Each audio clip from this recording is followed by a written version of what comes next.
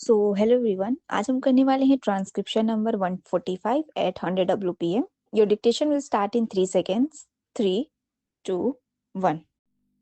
Mr. Chairman, I wish to support this bill not because this is really a measure which will improve the conditions under which these institutions have come into existence in our country, but because I feel even a small thing like this, which will regulate the running of these homes, might do some temporary good.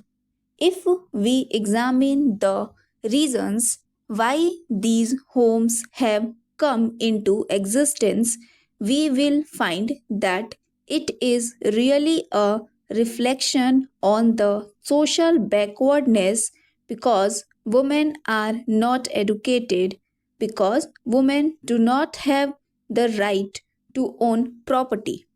Naturally, they are deserted, neglected, and are driven to the necessity of going into these homes run by the men in our society.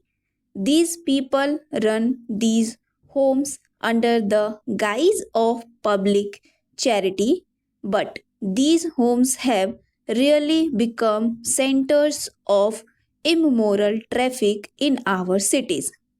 These institutions are not only not run by the state as they should be, but they are run by religious and semi religious bodies by the so called public spirited men in our country.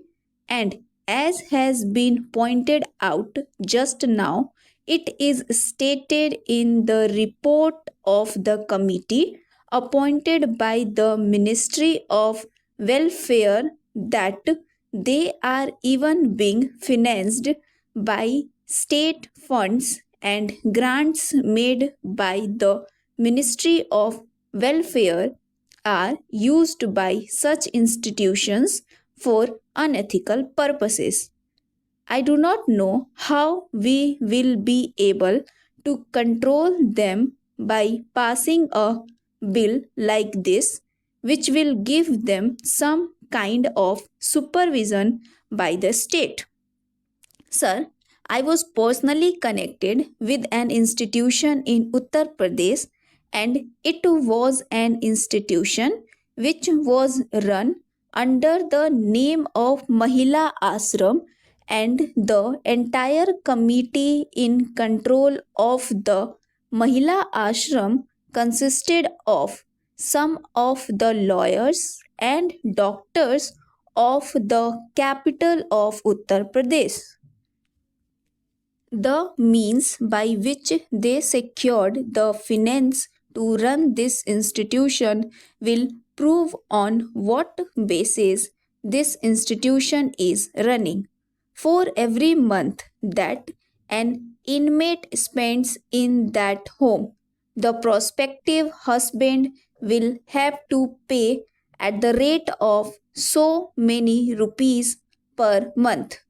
The only idea of the institution is to get the inmates married, and once they are married, they do not keep a record of the marriage.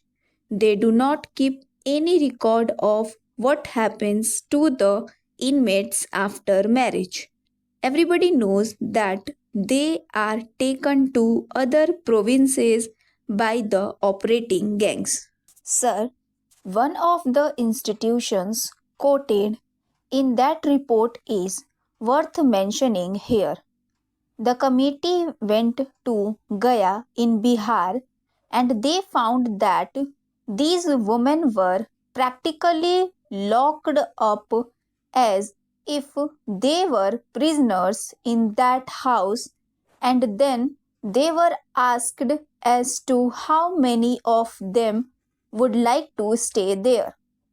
12 out of the 16 ran out of the house.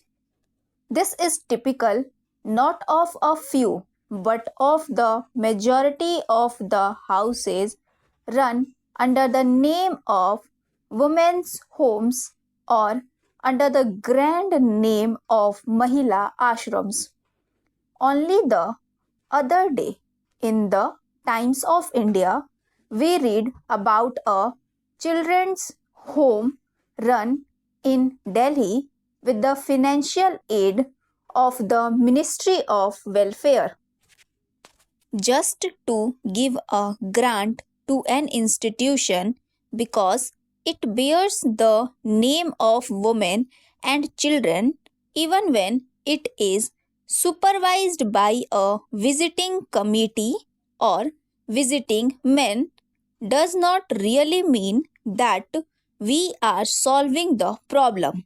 Money can be wasted.